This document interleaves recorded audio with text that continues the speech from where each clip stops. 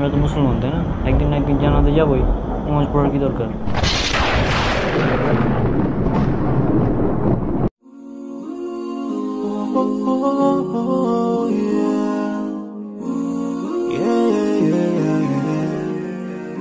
So many dreams, yeah, in my life.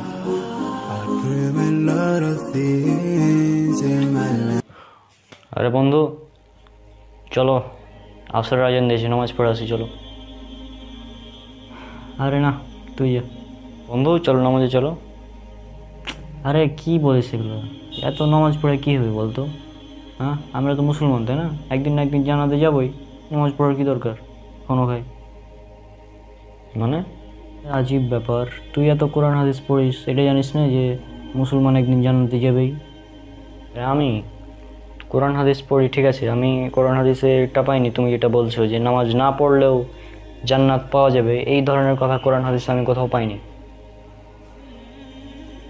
আমি যা পেয়েছি সেটা তোমাকে বলি এখন। তাহলে তোমার কাছে কোরআনের অ্যাপ আছে, ওই অ্যাপে তুমি এখন ঢুকো, সূরা মুদাসসির ৭৪ নম্বর সূরা, আয়াত নম্বর ৪২ এবং ৪৩, সেই আয়াতটা তুমি পড়ো।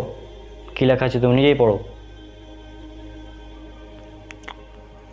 সেদিন অপরাধীদের জিজ্ঞেস করা হবে, কিসে তোমাদের জাহান্নামে প্রবেশ করালো? তারা বলবে, আমরা সালাত আদায়কারীদের অন্তর্ভুক্ত ছিলাম না। তো কি পড়লাম? আচ্ছা বুঝলাম, নামাজ না পড়লে জাহান্নামে যেতে হবে, ঠিক আছে, কিন্তু নামাজের জাহান্নামে গেলাম, কিছুদিন থাকলাম, আবার তো জান্নাতে যাবো নাকি?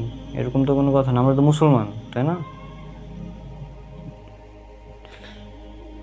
ও, তুমি এখন মনে করছো যে নামাজ পড়ি না জাহান্নামে যাব, কয়েকদিন থাকবো, ফের আবার জান্নাতে যাব, এটা ভাবছো তুমি?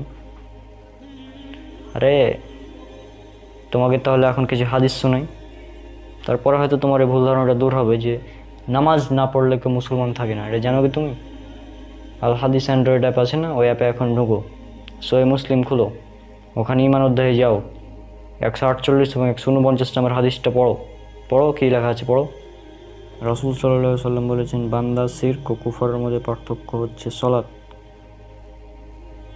এবার এক কাজ করো, সুনান ইবনে মাজাহ এর 1079 এবং 1080 নম্বর হাদিসটা পড়ো, কী লেখা আছে পড়ো। রাসূল সাল্লাল্লাহু আলাইহি সাল্লাম বলেছেন, বান্দা শিরক এবং কুফর এর মধ্যে পার্থক্য হলো সালাত। যে সালাত ছেড়ে দিল সে কুফরি করলো, যে সালাত ছেড়ে দিল সে শিরক করলো।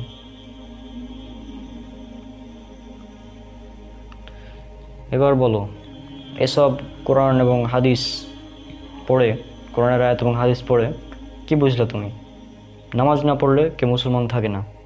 মুসলমান যদি তুমি হতে চাও তাহলে তোমাকে নামাজ পড়তেই হবে, যেভাবে হোক। নামাজ ছাড়া তুমি মুসলমান থাকতে পারবা না।